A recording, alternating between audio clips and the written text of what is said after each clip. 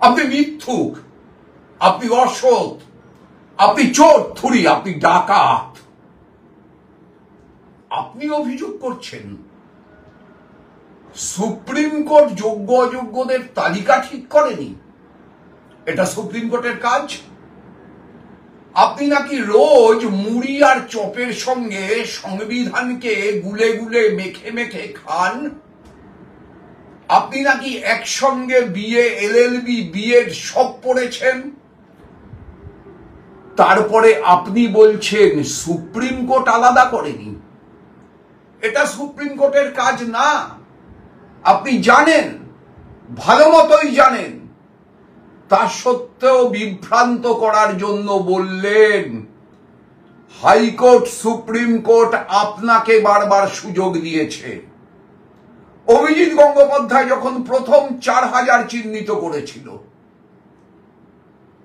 Single বেঞ্চে, আপনি তার বিরুদ্ধে ডিভিশন বেঞ্চে গেছিলেন। যদি মেনে নিতেন রায়, 4000 বাতিল হতো, 26,000-এর ভিতর বাকি 22,000 থাকতো। পরে আরো 3000 চিহ্নিত হয়। যদি মেনে নিতেন রায়, তাহলে 4 আর 3 7,000 বাদ যেত, 19,000 থাকতো। যোগ্য তারা, তাদেরই থাকার কথা, তাদেরই থাকা উচিত। আপনি মানেননি, সুপ্রিম কোর্টে গেছেন। সুপ্রিম কোর্ট 1 বছর ধরে সুযোগ দিয়েছে কারা কারা প্যানেলের বাইরে চাকরি পেয়েছে নাম দিন, কারা কারা প্যানেল জাম্প করে চাকরি পেয়েছে নাম দিন। একটা মন্ত্রীর কন্যা চিহ্নিত হয়েছিল, বেতন ফেরত দিতে হয়েছে। আপনি চিহ্নিত করার কাজটা করেননি। আপনি এসএসসি কে চিহ্নিত করার কাজটা করতে বলেননি। আজকে নেতাজি ইন্ডোর স্টেডিয়ামে আপনি বলছেন আপনি সব ফেরত দেবেন। যেদিন রায় বেরোলো সেদিন তো আপনি বলেছেন আপনি কোনো হস্তক্ষেপ করেননি, সব এসএসসির ব্যাপার। তাহলে সব যদি এসএসসির ব্যাপার হয়, আজকে আপনি কি করে বলছেন আপনি ফেরত দেবেন? আপনি কে ফেরত দেওয়ার? ফেরত দিলে তো দেবে এসএসসি, এবং এসএসসি সেই ফেরত দিতে পারে। এখনো যদি ওএমআর শিটের কার্বন কপি, মিরর কপি এখনো যদি এসএসসি জমা দেয়, 3 মাসের মধ্যে সুপ্রিম কোর্ট সুযোগ রেখে দিয়েছে। আপনি সে রাস্তায় যাচ্ছেন না। পাস কিসের জন্য? যারা চাকরি হারিয়েছেন তাদের মিটিং ডেকেছেন, তারাই তো যাবেন। তাদের ভিতর পাস কে বিলি করলো? তৃণমূলের শিক্ষা সেলের নেতারা। কেন তৃণমূলের শিক্ষা সেলের নেতারা গতকাল রাত থেকে গিয়ে নেতাজি ইন্ডোর স্টেডিয়াম ভরিয়ে রাখলো? তৃণমূলের শিক্ষা সেলের নেতা আর যাদেরকে বেআইনি পথে চাকরি দিয়েছেন তাদের জমায়েত করে প্রকৃত যোগ্যদের মিটিংয়ে ঢুকতে না দিয়ে পুলিশ দিয়ে আটকে দিয়ে আপনি মিটিং করে স্তোক বাক্য শোনালেন। কি লাভ স্তোক বাক্যে? স্তোক বাক্য আপনি শুনিয়েছিলেন টাটাকে তাড়ানোর সময়। শিল্প কি করে হয় দেখিয়ে দেবেন, দেখাতে পেরেছেন আজ পর্যন্ত? স্তোক বাক্য তো আপনি শুনিয়েছিলেন। সিঙ্গুরের জমিকে কৃষি জমিতে পরিণত করবেন, করতে পেরেছেন আজ পর্যন্ত? স্তোক বাক্য তো আপনি শুনিয়েছিলেন। সারদায় বঞ্চিতদের টাকা ফেরত দেবেন, শ্যামল সেন কমিশন গড়িয়েছিলেন, সিগারেটের উপর ট্যাক্স বসিয়েছিলেন, দিয়েছেন ফেরত আজ পর্যন্ত? স্তোক বাক্য তো আপনি শুনিয়েছিলেন। নারদায় যারা টাকা নিয়েছে আগে জানলে তাদের প্রার্থী করতেন না, প্রার্থী হওয়ার পরে তারা জিতেছিল, আপনি তাদের মন্ত্রিসভায় ঠাঁই দিয়েছিলেন। আপনার স্তোক বাক্যে মানুষ ভুলবে কেন? আপনি চাকরি ফেরত দেবেন। আমরা বলছি চাকরি ফেরত দেওয়া সম্ভব, চাকরি ফেরত দেওয়া সম্ভব। যোগ্যরা চাকরি করতে পারবেন, যাদের আপনি ভলেন্টিয়ারি সার্ভিস দিতে বলছেন। মানে এত কষ্ট করে এসএসসির পর দেওয়া বিজ্ঞাপন অনুযায়ী অ্যাপ্লিকেশন করে এসএসসি ঠিক করা ডেট অনুযায়ী পরীক্ষা দিয়ে সেই পরীক্ষায় উত্তীর্ণ হয়ে এসএসসির ঠিক করা ডেট অনুযায়ী ইন্টারভিউ দিয়ে সেই ইন্টারভিউতে উত্তীর্ণ হয়ে এসএসসির ঠিক করা ডেট অনুযায়ী কাউন্সিলিং এ হাজির হয়ে সেই কাউন্সিলিং এ উত্তীর্ণ হয়ে তারা চাকরি পেয়েছেন। আপনার দয়ায় কেউ চাকরি পাননি। কি অপরাধ তাদের? আপনার সরকার অপরাধী। আপনার সরকারের আমলে এসএসসির প্রথম চেয়ারম্যান চিত্তরঞ্জন মণ্ডল তিনি বলেছেন মন্ত্রীদের চাপ, তার সঙ্গে এমনকি গাড়ির ড্রাইভারদের দিয়ে পর্যন্ত চিরকুট পাঠানো হতো তার কাছে। এই চাপ তিনি জানতেন থাকবে, তাই আগে থেকে মিরর সিটের ব্যবস্থা করেছিলেন, কার্বন ওএমআর এর কার্বন সিটের ব্যবস্থা করেছিলেন।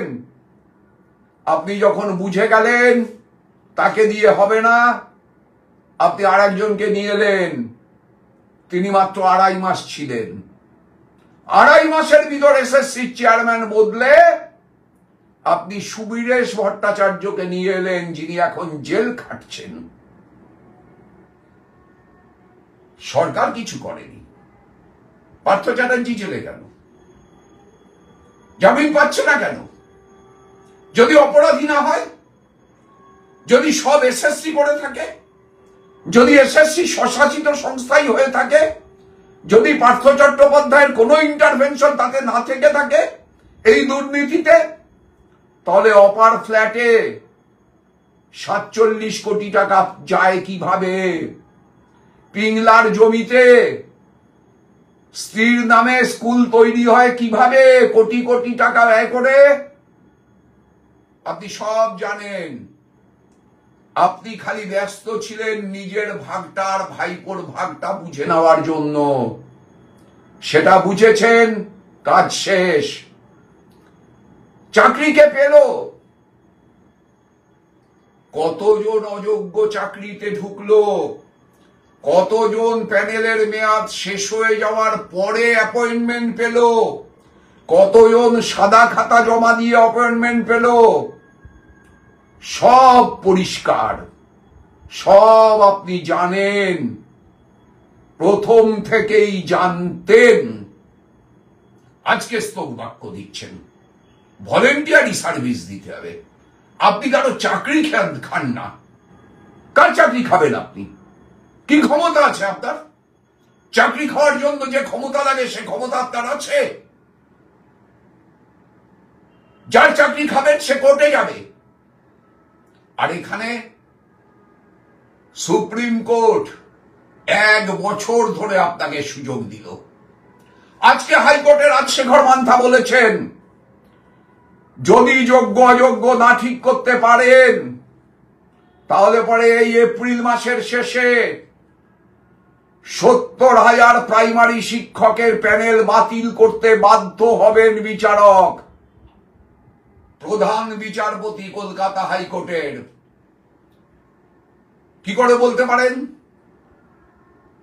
আপনি বলছেন সুপ্রিম কোর্ট ঠিক করেনি, আপনি বলুন হাইকোর্ট ঠিক করে দিক। আপনি জানেন সেটা কন্টেম্পট অফ কোর্ট হবে, তাই আপনি সেটা বললেন না। আপনার কাছে ইনফরমেশন ছিল, থাকা সত্ত্বেও বললেন না। এই 26,000-এর সঙ্গে আরো 70,000 যাদের সিংহভাগ যোগ্যতার সঙ্গে উত্তীর্ণ হয়ে চাকরি পেয়েছে, আর তার সঙ্গে আপনার দলকে টাকা দিয়ে কেন চিহ্নিত করেননি? একটাই তো কারণ, চিহ্নিত যে মুহূর্তে করে ফেলবেন সেই মুহূর্তে এই আনুমানিক 9,000-এর কাছাকাছি, 7 থেকে 9,000-এর মধ্যে সংখ্যাটা হবে, তারা যাকে টাকা দিয়েছে তার কাছে যাবে টাকা ফেরত চাইতে। সে কে?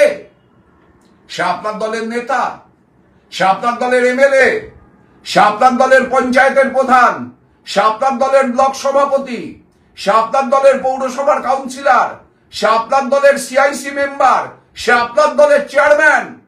আপনার গোটা দলটার যে নেতৃত্ব দাঁড়িয়ে আছে পাড়ায় পাড়ায়, এলাকায় এলাকায় সেই কাঠামোটা ধসে পড়বে। টাকা দেওয়া লোক তার কাছে টাকা চাইতে যাবে, সে যে চোর সেটা প্রমাণিত হয়ে যাবে। এটা প্রমাণ করবার সুযোগ দিতে চাননি বলে আপনি অযোগ্যদের তালিকা সম্পূর্ণ আপনার জানা থাকা সত্ত্বেও কোর্টকে জমা দেননি এবং কোর্টকে এই সিদ্ধান্তে যেতে বাধ্য করেছেন যে 26,000-এর চাকরি বাতিল হয়ে যাক। যেমন আপনি পরবর্তীতে কোর্টকে বাধ্য করতে চলেছেন 70,000-এর চাকরি বাতিল করবার জন্য। আর কত সর্বনাশ করবেন বাংলার? ঠিক কতটা সর্বনাশ বাংলার হলে পরে আপনার মনে হবে সেদিন চৈত্র মাস তোমার চোখে দেখেছিলাম আমার সর্বনাশ।